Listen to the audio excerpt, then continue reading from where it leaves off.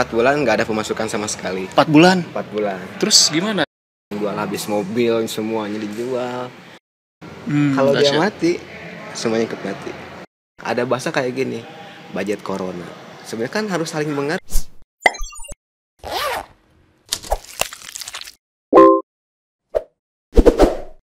Berarti waktu pandemi gini banyak dong yang butuh vendor-vendor live streaming gitu.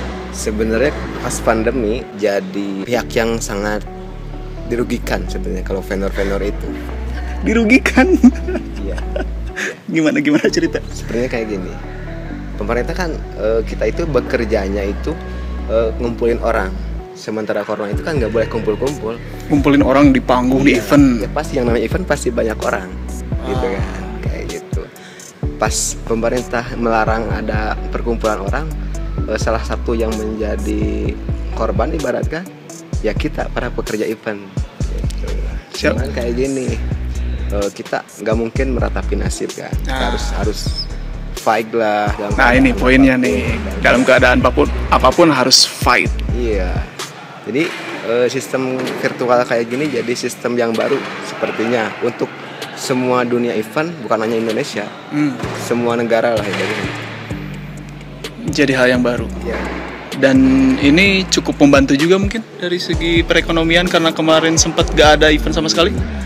Pas corona masuk itu hampir 4 bulan nggak ada pemasukan sama sekali. 4 bulan? 4 bulan. Terus gimana itu, kayak apa, bayaran apa gitu? Nah, untuk vendor kemungkinan termasuk saya juga banyak yang jual barang kayak gitu. Pemasukan nol, pengeluaran tetap normal. Kan tetap harus ada yang ditutupin kan? Iya. Nah gimana caranya? Gali labang tutup labang. Gali labang. A, tutupin B, kita jual A, tutupin B kayak gitu. Ada beberapa vendor cuma tinggal namanya doang. Tinggal namanya doang. Ya. Dia nggak punya alat sama sekali. Pegawai punya pegawai. Ya udah, bubar semuanya. Oh, bubar semua. Ya, jadi tinggal nama doang. Yang vendornya doang, alatnya nggak ada. Ada yang jual habis mobil, semuanya dijual. Meskipun gini lah ibaratnya, saya emang jual barang, sedih emang. Tapi harus bersyukurnya lihat yang lain lebih bukan syukur lihat penderitaan orang lain. Gitu. Iya bukan. Tapi kita bersyukur pada diri sendiri ya, meskipun kita jual, tapi masih ada alat untuk ikhtiar ibaratkan kayak gitu kan. Kalau nggak ada alat untuk ikhtiar, kita nggak mungkin dapat uang lah ibaratnya kayak gitu. Masih bisa ikhtiar, ya udahlah alhamdulillah. Kalau omset sebelum pandemi berapa? 35 dapat. Sebulan tuh 35 juta ya. Omsetnya. Ya, pas pandemi berapa? Pas 4 bulan kosong. 4 bulan awal kosong, berarti sejak Maret ya? Iya, Maret. Jadi Seninnya itu mulai PSBB, minggunya itu kita event terakhir. Masih dibolehkan? Masih dibolehkan minggu. Pas kita pulang ke Bandung, udah nggak boleh ada event. 4 bulan lah kosong. Masya Allah. Terus selama 4 bulan itu cicilan gitu gimana? Ya itu harus jual barang. Jual barang. Iya. Tapi kan ibaratnya kayak gini. Kita mulai dari nol, kita dari nggak punya apa-apa. Misalnya kita harus jual barang, ya udah nggak apa-apa. Karena dari awalnya juga kita nggak ada apa-apa kayak gitu. Emang awalnya bukan siapa-siapa. Ya itu kayak gitu.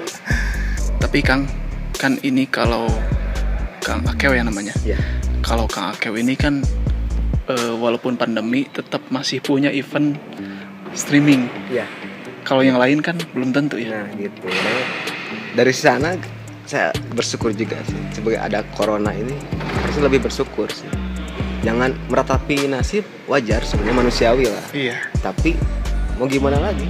Udah, gimana lagi? Ya kita jalan aja lah. Yang penting mah kita bertahan hidup sampai si bumi kembali bersahabat dengan manusia kayak gitu. Masya Allah. Nah sekarang nih kan sudah ada mulai masuk event gitu. Streaming virtual itu ketutup nggak? Atau udah stabil lagi nggak? Kalau dikatakan stabil enggak. Tapi untuk bersyukur, alhamdulillah lah ibaratkan lah. Daripada kita tidak ada sama sekali kan, yang penting kita ada pemasukan kayak gitu. Soalnya kan saya bekerja bukan sendiri kan, saya tim, saya harus tetap mikirin yang kerja, pegawai gitu. Kadang kita lebih mikirin pegawai daripada diri kita ya. Nah itu, jadi sistemnya sistem jantung kayak gitu kan. Kalau sistem jantung itu gak pernah mikirin siapa-siapa, Kalau dia hidup, semuanya ikut hidup. Kalau dia dahsyat. mati, semuanya ikut mati. Corona kayak gini udah bisa hidup juga udah alhamdulillah. Kayak gitu. Jadi nggak perlu bayar, nggak perlu jual barang. Kita tetap bayar cicilan, makan sederhana, ya itu udah alhamdulillah, bersyukur. Untuk gambaran vendor-vendor kayak gitu, awal tahun insya Allah semua berjalan, tapi pasti banyak perbedaan. Jangan dikatakan new normal kayak gitu lah. Adaptasi kebiasaan baru. Nah itu sebenarnya.